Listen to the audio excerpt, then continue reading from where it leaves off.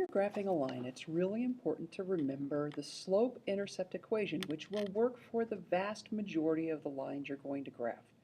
So what I'd like for you to do at the top of your paper is to write this, and you might need to pause the video so you can finish writing some of these things.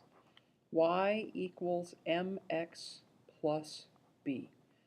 In the last part of this unit, we found the slope of a line, and the variable that we used for slope was m. And I reminded you that m is for mountains, and mountains have slopes. So this is the slope of the line, and very importantly, because they rearrange these two things on this side sometimes, it is the coefficient of x. Again, if you need to pause this to finish copying this part, please do so. And then this constant that's sitting by itself that doesn't have an x is the y-intercept. And then what that really means is where the line crosses the y-axis. Again, if you need to pause this to write this, please do so. The line, and I just messed up where the line crosses the y-axis. Remember, the y-axis is the vertical one. Y to the sky, y's rise. So when I look now at this, the coefficient of x, when this is in y equals form, is negative 2/3. So my slope is negative 2/3. The constant, in this case negative 3, is my y-intercept. Now on these graphs, if your scale is going by ones, you don't have to write the scale numbers in. And if you see a graph with no scale numbers, it means that the scale is going by ones. So this says, first, go to negative 3 on the y-axis, because this is a point where I know where it is. I can't use the slope until I have a point on my line.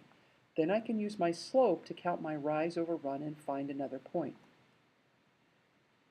The slope is negative, which means my line needs to fall as it goes from left to right across the graph. So with a rise of 2 and a run of 3, if I go down 2, I would have to go to the right 3 to get a line that would fall as it goes across the graph.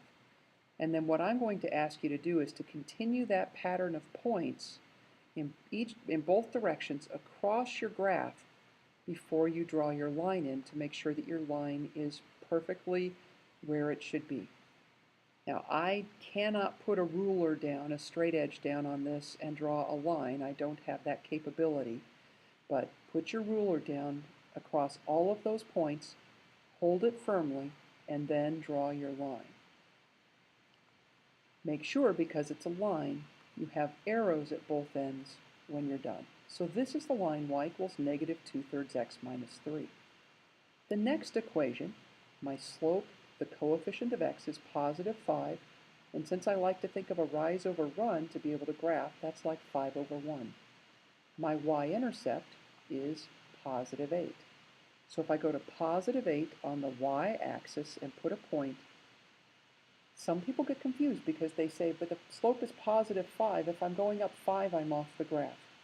Do not draw in extra grid lines or anything. Just think, slope is positive. This line needs to rise as it goes across the graph. So I don't need to go up 5. I could also go down 5 from here as long as I go to the left one. That's still a slope of positive 5. And again, I'm going to continue that down 5 and over 1 through my graph before I draw my line in and pause the video and finish your notes as you need to, and then restart the video when you catch up. So draw my line. Make sure I put arrows at the ends because lines are infinite. They go on forever. And actually, as I'm looking at this, I did not get those lined up very well, so I'm going to do that. Trust me, it's easier with a ruler than it is with this thing. Now, the next one, they tried to fool me.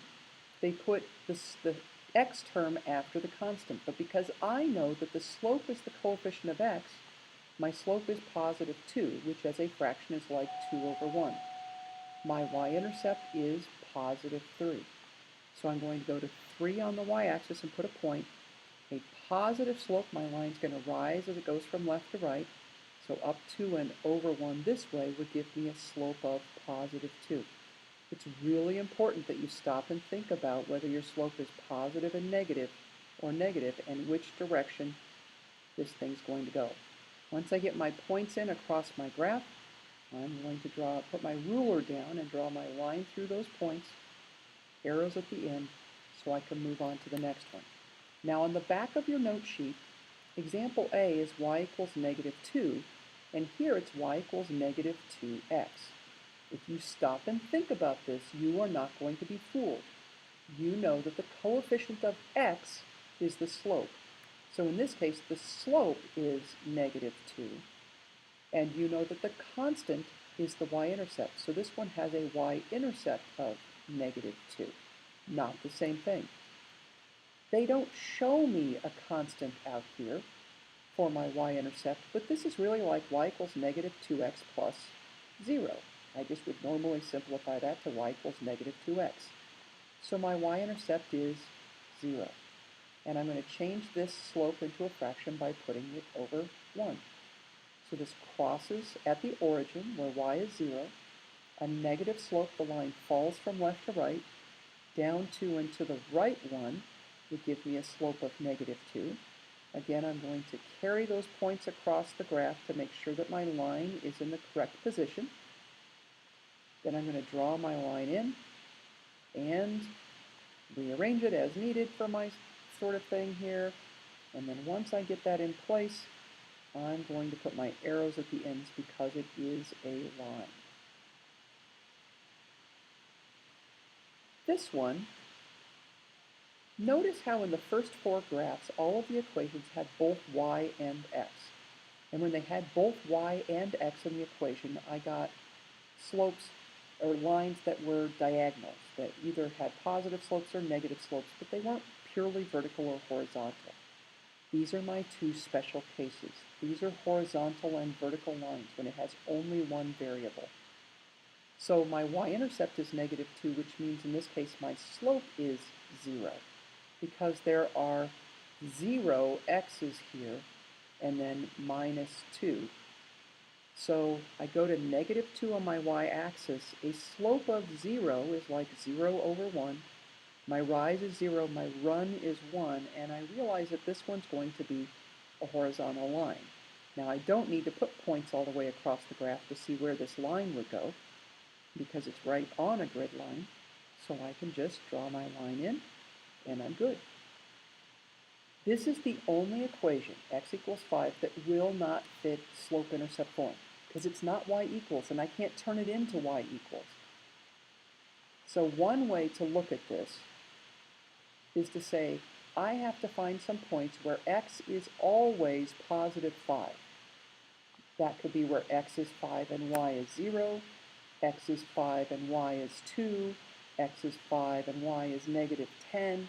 Any of those would fit this description because my x is always positive 5. Well, if I graph those points, 5, 0, 5, 2, and 5, negative 10, I realize that when it's x equals 5, that's my special case where I end up with a nice vertical line. So make sure you're using a straight edge on your graphs. Carry your pattern of point across. It's certainly acceptable to write your scale numbers in, and I wouldn't discourage it at all, but if you're going by ones, it's not required. Thanks.